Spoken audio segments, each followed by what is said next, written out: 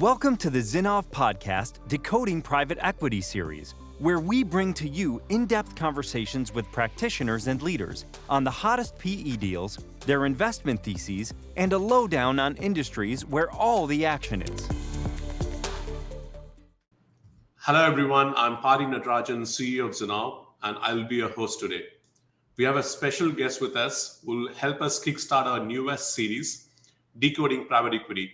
It is my pleasure to introduce Charles Phillips, Managing Partner and Co-founder of Recognize, a technology growth equity firm with over $1 billion in assets focused on building software engineering companies. Having previously held Oracle as its president, Infor as its CEO chairman, and Morgan Stanley as its managing director, Charles is a technology leader through and through who champions intellectual property-led services as an investment thesis. Welcome, Charles. Good to see you, Pari. Thanks for having me. So we'll start with some of the mega trends, and already have a really good portfolio of investments you have done.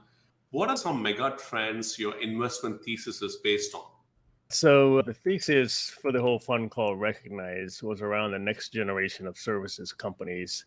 And we thought, one, there's a huge shortage of talent. And so we'd have to be resourceful and flexible on where you find talent. And the industry always did that a little bit already, but I think having these major, centers and facilities where everybody comes to one place probably is going the way people want to diversify locations. Talent is in a lot of different places that we didn't look before. And so distributed development, as opposed to having 5 big centers, having hundreds of places distributed is one thing.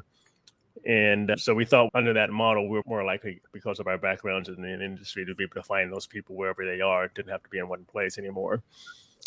And I think the second one you alluded to is that because of the evolution of the technology, cloud and microservices, you can build a solution a different way where you assemble a set of services, a set of applications. The solution is the total package presented by the technology services companies. And we've seen this model start to emerge where the SaaS-like service that people pay for, a client is paying for, is actually going to the services vendor, because there's so much complexity of different services, different applications, different cloud environments. It's not one thing anymore, and it's easier to integrate them on the cloud today than it was before. And so we'll let the technology services company be responsible for determining the best component for any particular service or function, and let them be essentially the general contractor, and the SaaS relationship is with the services companies, which typically it was each software company sold differently on their own. And you'd have 20 contracts instead of one. So in this case, you would have a virtual SaaS company with access to many different applications and microservices to assemble the right solution.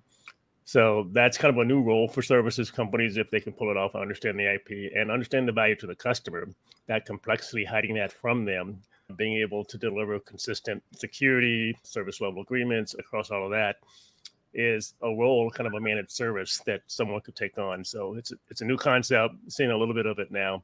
So that's another theme that we're focused on. Charles, you've seen the evolution of Oracle, Infor, and other enterprise software companies. And if you look at the role of hyperscaler, and then that's increased quite dramatically over the last 10 years, right? How these companies are building out. And they're also going into industry clouds, very vertical solution focused capability. And you also talked about how the cloud creates a need for an IP-led virtual SaaS-based services companies. But what do you see the role of hyperscalers in the evolution of the tech service industry?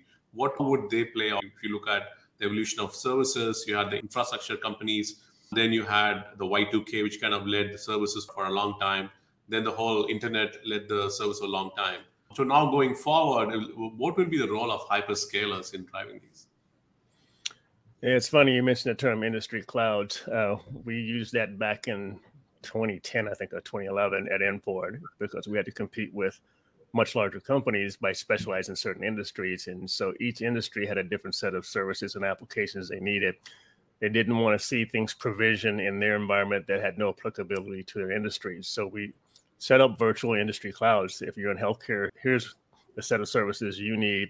Nothing in there is outside of your industry. And they viewed it as a healthcare industry cloud. Now, it may have all been on AWS, but we had different instances and environments for each industry. And so I think the hyperscalers can do some of that. And like in healthcare, have a separate section of the cloud for that's HIPAA compliant, FedRAMP, for instance, for a government. And then you start to add in more content around it to make it industry specific. And so that is an interesting kind of way the hyperscalers to go. And usually once you cover a lot of a market, you start looking for more growth. You tend to verticalize over time. So I wouldn't be surprised if they started to do that. So if you look at it, they have strong partnership with Accenture, Capgemini, Deloitte. Now EY is splitting out their advisory business and services business. So one is these large companies, right? And will there be a need for more niche partners? How do you see the partnership of these companies evolve? There may be specialists that have certain capabilities in the cloud around security or data management or data propagation. And then because of the pricing, customers always complain about the pricing on the clouds. There's not as much competition between them as you like. People say they can go multi-cloud, but they really don't. They usually pick one. And so they're really on one cloud, and then you have to negotiate on your own. So as long as that pricing umbrella continues to increase and it gets more expensive, there may be room for people who are willing to take kind of the B-level cloud for a cheaper price. And we'll see, but it's enormous amount of investment needed to build a hyperscale cloud. So I think these would be more regional, a step up above colo. Okay, got it. So they're going to be these hyperscalers, but what about their partners, right? Will they work with kind of best of breed partners who are focused on healthcare services, or they look at based on regional services partners? How do you think they will architect the services partnership on top of their Google and Microsoft and Amazon? I think they're going to lean toward vertical. What they want is workloads, and the workloads that they can't get to, that are most difficult to get to, are the ones that are complicated, more vertical oriented. And so they're looking for partners that understand how to transition those workloads, what's needed, how can we recreate at least the capabilities on the cloud, because they don't have that expertise. And so to get to those workloads, they're going to rely on partners who kind of operate in that industry and have that expertise. They can help where they can in terms of the core infrastructure and data migration and things like that. But understanding the fundamental requirements, what has to be there for each industry, that's a big task. And so that's where partners can help a lot. Got it. So the industry focus and workload within an industry could be merchandising and retail. There could be partners who are specialists in that area. They could potentially work with those companies. In that context, if you look at the last few years, the fastest growing services companies are companies like EPAM, companies like Globant, right? You have seen Global Logic bought by Hitachi. These are companies focused on more engineering services. And how do you see the evolution of the next set of companies? Are we going to see more of EPAMs or more of Infosys, more of Accentures? If you have a lens looking into the future, how do you see this next generation of company get created?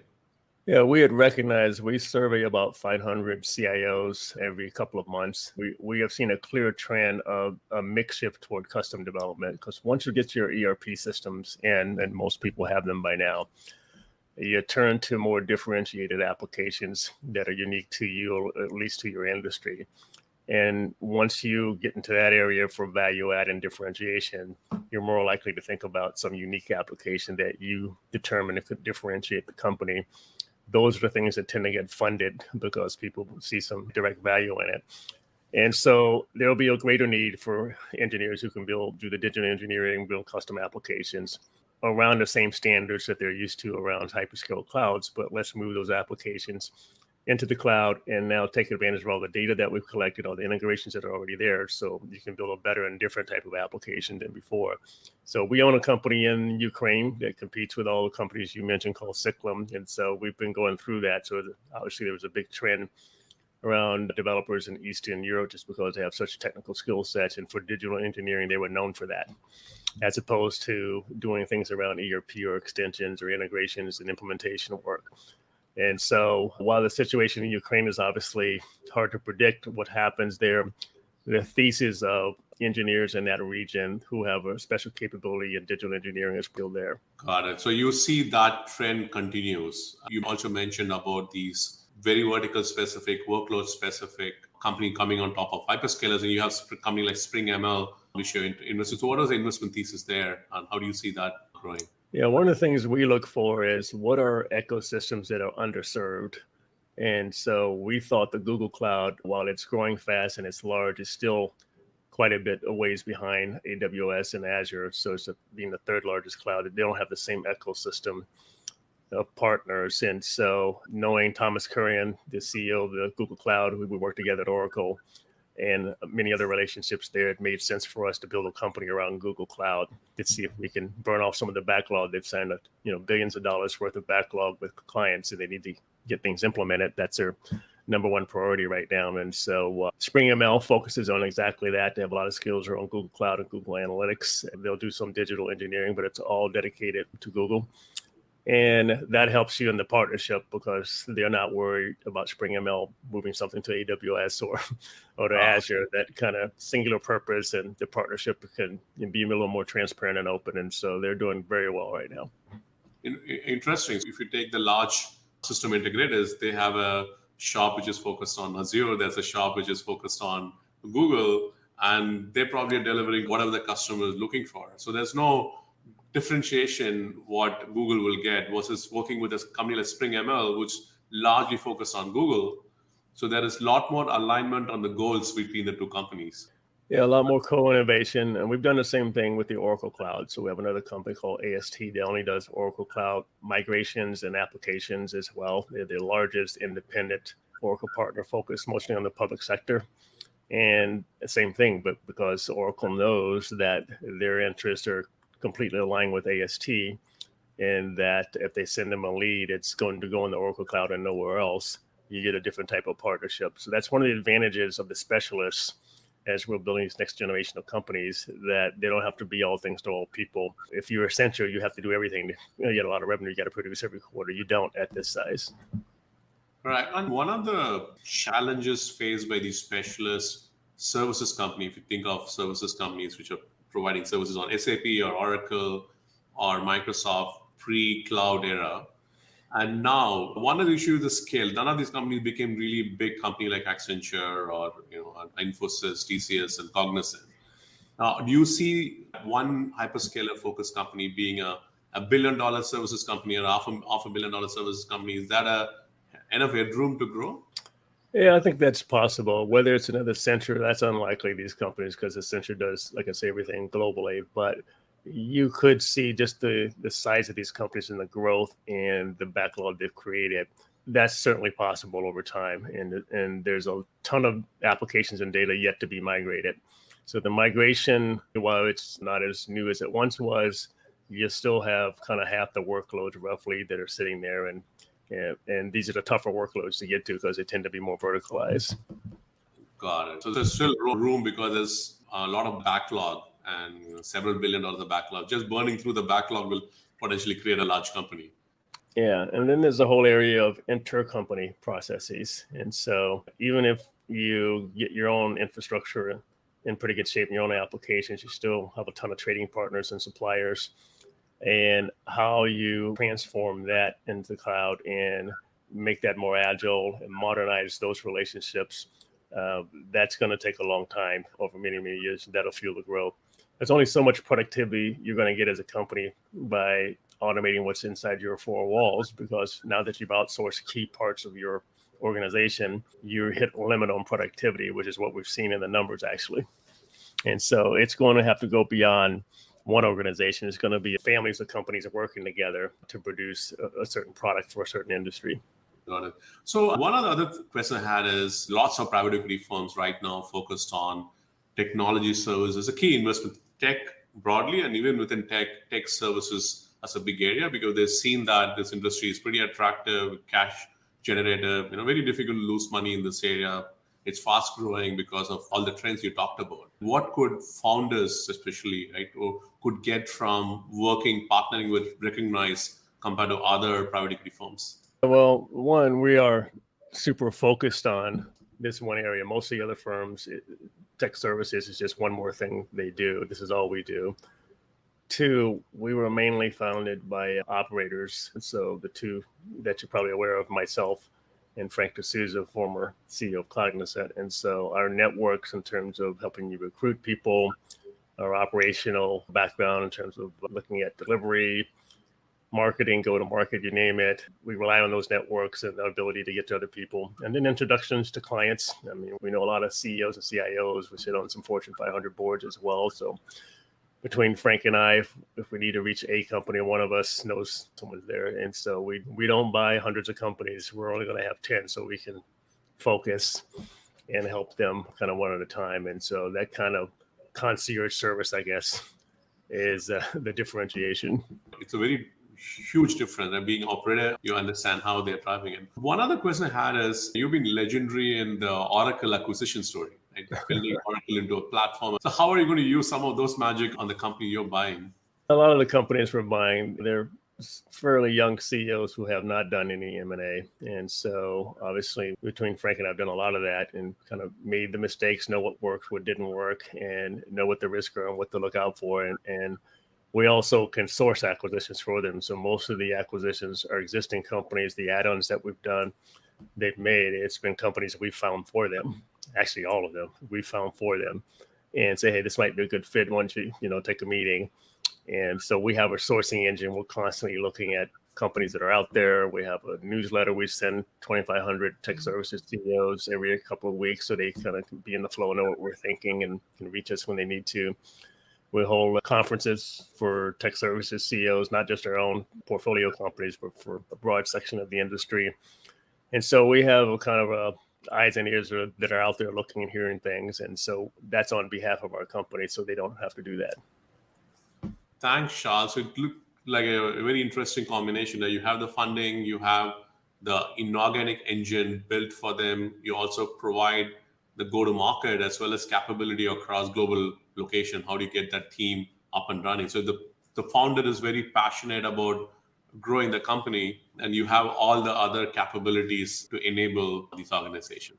Yeah, we're aiming to be the most entrepreneur-friendly firm out there, given all of our backgrounds. You would expect that. And so that is a big part of our differentiation. Is also the type of relationship we want and we think works to grow companies. So this is not typical private equity where it's mostly about leverage and cutting costs. This is about growth and innovation. Great. Thank you, Charles. It was very interesting to understand the trends which is driving the market, the role of hyperscalers, and how it's creating the next generation of digital engineering and the modern system integrators. And also it was great to understand the role you all personally play in driving growth for the companies you buy. It was very insightful. I really enjoyed the conversation. I'm pretty sure the audience will as well. Well, thank you, Pari. You've been one of our good partners, by the way, so appreciate all you do as well. Thank you. And we have similar interesting conversation with CXOs of PE-owned companies. Subscribe to our podcast by clicking in the link in the description. And that's all for today's episode. We'll be back soon with another episode, another pioneering leader. Till then, take care and stay curious. Thank you for listening to the Zinnov podcast, Decoding Private Equity series. We hope you enjoyed listening in and found the information shared here useful. You can listen to the other episodes of this podcast series on Apple Podcasts, Google Podcasts, Spotify, or wherever you get your podcasts from. Or just visit our website, www.zinnov.com, or drop us a note at info@zinnov.com to know more.